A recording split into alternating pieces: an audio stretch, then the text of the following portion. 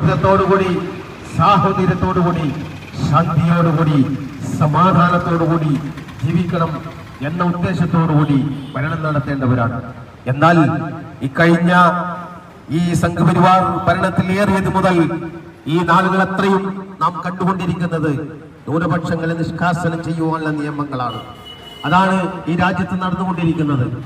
കാരണം അവർ ഭരണത്തിൽ എത്തിയത് ഗുജറാത്തിലെ ആയിരക്കണക്കിന് മുസ്ലിങ്ങളുടെ തലയോട്ടികൾ, ആ തലയോട്ടികൾക്ക് മീതെ ഡൽഹിയിലേക്ക് പാലം പണിതുകൊണ്ടാണല്ലോ അവർ ഡൽഹിയുടെ അധികാരം പിടിച്ചെടുത്തിയത്.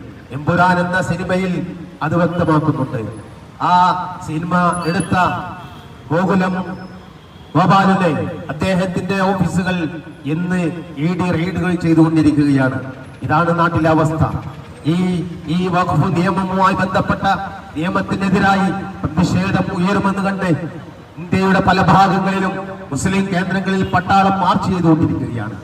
ഈ യൂണിവേഴ്സിറ്റികളിൽ, വിവിധങ്ങളായ യൂണിവേഴ്സിറ്റികളിൽ അവിടെ പോലീസും പട്ടാളവും നിലയുറപ്പിച്ചിരിക്കുകയാണ് പ്രതിഷേധത്തെ അടിച്ചമർത്താൻ. ഇന്ത്യ ഏകാധിപത്യത്തിലേക്ക്, ഇത്രയും വലിയൊരു ഏകാധിപതിയായി ഇവിടെ വാണരുളുന്ന ഈ നരേന്ദ്രമോദിയുടെ, അമിത്ഷായുടെയും എന്താണ് ഉദ്ദേശിക്കുന്നത്? ഈ ന്യൂനപക്ഷങ്ങളെ 25 കോടിയോളം വരുന്ന മുസ്ലിം സമൂഹത്തെ ഒന്നാകെ വകവരുത്തിക്കൊണ്ട് ഈ രാജ്യത്ത് അവരുടെ അധികാരം ഉറപ്പിക്കാനാണോ? സത്യമല്ല. ഈ രാജ്യത്തേക്ക് സകലവിധ അധികാരങ്ങളും. ടീച്ചറെ, ഇത് നമ്മുടെ ഫാമിലിയിലെ വെഡിങ് ഫെസ്റ്റിവൽ ആണ്.